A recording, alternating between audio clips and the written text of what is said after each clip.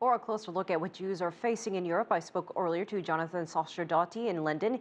He's Director of Communications for the Campaign Against Antisemitism.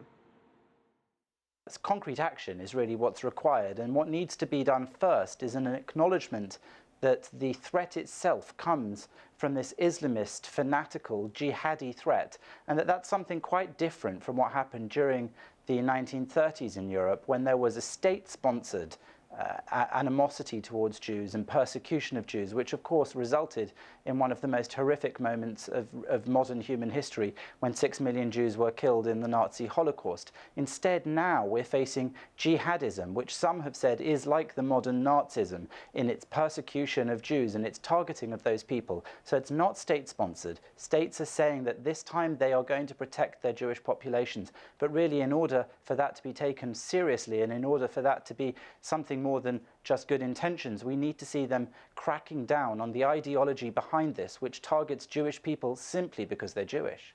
You know, the Israeli government says every Jew will always have a home in Israel, but can they handle a huge influx of immigrants? It's been talked about a lot lately. And is it really safer there in Israel than in France or Germany and other parts of the EU?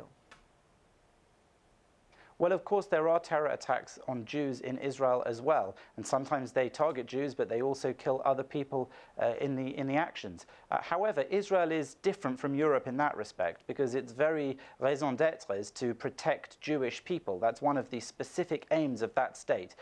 It was set up, of course, in the wake of the horrific aftermath of the Nazi Holocaust in Europe, when Europe failed to protect its Jewish population. So that is something very fundamental to Israel. And yes, it probably can accommodate huge population shift towards Israel. It has done in the past from all parts of the world, whether it's been from Russia, from Ethiopia or elsewhere. And now, just last year, we saw 7,000 French Jews who emigrated to Israel, which is a record number since those sorts of records began. So Israel can certainly accommodate those people, but it would be a total failure of Europe if people were leaving from Britain, from France, and from other parts of the continent because they don't feel protected here. That would be a failure not just for the Jews, but of course for European leaders and politicians who need to protect their minority groups who are under threat from this fundamentalist jihadi ideology.